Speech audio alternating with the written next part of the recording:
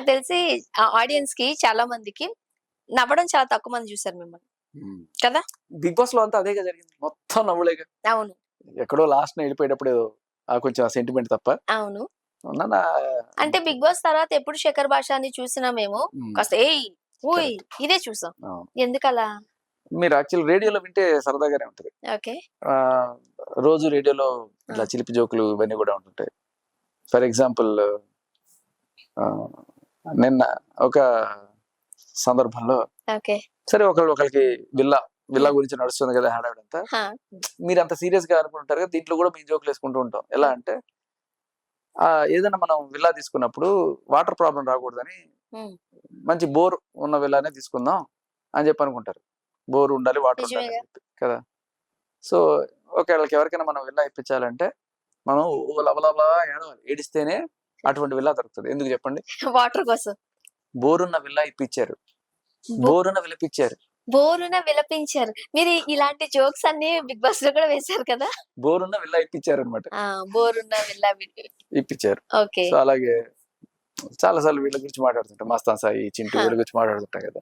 Serious topic కదా, మధ్యలో జోకులు వేస్తే బాగుండదండి. మస్తాన్ సాయి ఒకసారి ఊరేసుకొని పైనుంచి పడిపోయి గడ్డం అంతా చితికిపోయి ఇదంతా పెద్ద ఇదైపోయింది అనమాట. అంటే ఇలా బాగా తట్టుకోలేక ఊరేసుకుని ట్రై చేస్తే అదృష్టవశాత్తు బతికాడు.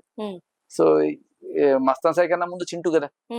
సో చింటూ కూడా ఇటువంటి పరిస్థితి ఏమైనా ఎదురైనా కూడా చింటూ సేవ్ అయిపోయేవాడు, మస్తాన్ సాయి లాగా కాదు. ఎందుకు చెప్పండి అని అడిగి. ఎందుకంటే ఇప్పుడు గడ్డం పగిలిపోతుంది కదా ఊరి తప్పించుకొని పడితే. అదే చింటూ అనుకోండి, గడ్డం పగిలిపోయిన పర్లా, ఎందుకు చెప్పండి? కాదు, ఆయనకి చింటూ కదా, ఒక చిన్న పోయిన ఇంకో చిన్న ఉంటుంది. ఇలాంటి జోకులన్నీ ఎక్కడి నుంచి వచ్చాయి మీకు? అలా వస్తుంటాయి. మొన్న ఇంకోటి అడిగా ఇట్లాగే, రమా సుమ అని ఇద్దరు ఉన్నారు అక్క చెల్లెళ్ళు. రమ వచ్చి అక్క, సుమ వచ్చి చెల్లి. ఇప్పుడు సంబంధాలు చూస్తున్నారు అక్కకి. అయితే ఈ సుమకి మరి అక్క అంటే చాలా ప్రేమ, కానీ బయటికి వెళ్ళి అందరికి కూడా అక్కకి ఇల్లీగల్ అఫైర్స్ ఉన్నాయని చెప్పి చెప్తుందట. ఎందుకు? ఎక్కడ పట్టింటారు? రమా ఆవిడ పేరు. అవును, దాంట్లో పేరులోనే ఏదో తీస్తారు మీరు నాకు తెలిసి. సో రామ కాబట్టి. సుమా అనేవాడు చెల్లి, సుమా అనేవాడు చెల్లి, రమా అనేవాడు అక్క. అక్క రమకి సంబంధాలు వస్తున్నాయి. అక్క రమకి సంబంధాలు వస్తున్నాయి. అక్రమ సంబంధాలు.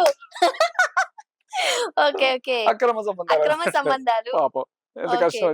ఇప్పుడు శేఖర్ భాష గారితో మాట్లాడాలంటే ఫస్ట్ మనం ఒక పజిల్ తో మాట్లాడుతున్నట్టు లెక్కేసుకోవాలి. రీసెంట్ గా అంటే బేసికలీ మనం మాట్లాడే టాపిక్స్ నుంచి ఇప్పుడు అక్రమ సంబంధాలు, ఇలా అక్రమ సంబంధాలు వాళ్ళంతా మాట్లాడుతుంటాయి కదా. సో సరదాగా పక్కా సీరియస్ ఆస్పెక్ట్ నడుస్తుంటది, నా బ్రెయిన్ లో ఒక చిలిపి కూడా నడుస్తా ఉంటది ఇక్కడ.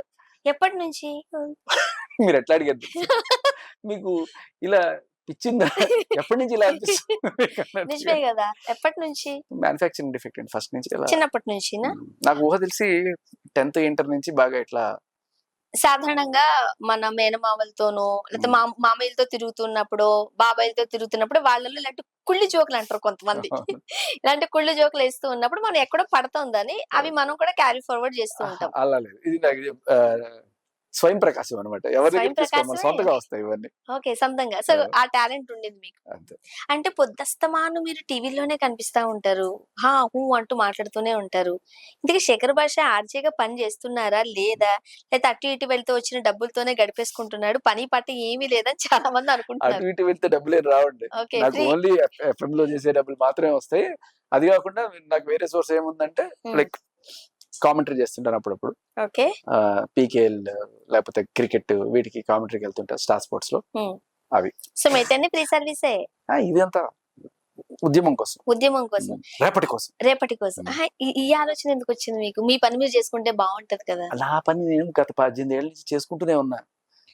సరే బానే ఉంది, హ్యాపీగా ఇల్లు కొనుక్కున్నా, కారు కొనుక్కున్నాను, సెటిల్. నాకేం పెద్ద దాంట్లో కిక్ ఏం లేదు, ఐఎమ్ హ్యాపీ.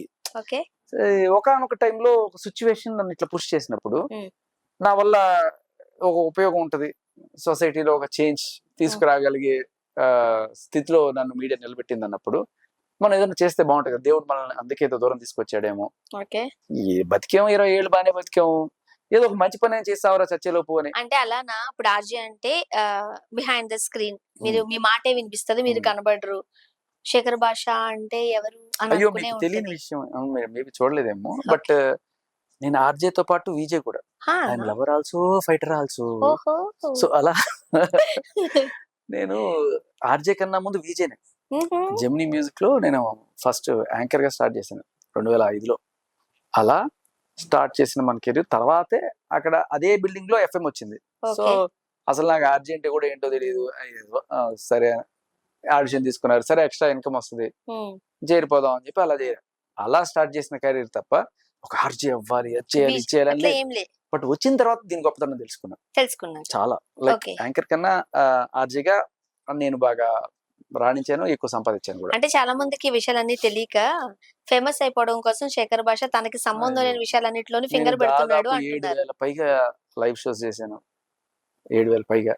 అందులో రకరకాలు అంకితము, హాయ్ బుజ్జి, గురు శిష్యుల షో. హాయ్ బుజ్జి విన్నాను నేను. హాయ్ బుజ్జి అప్పుడు బాగా, అంటే మీరు గుర్తుపట్టాడు, అంత చిన్న బచ్చిగాళ్ళ ఉండేవాళ్ళం అప్పుడు ఇంజనీరింగ్ టైమ్స్ లో.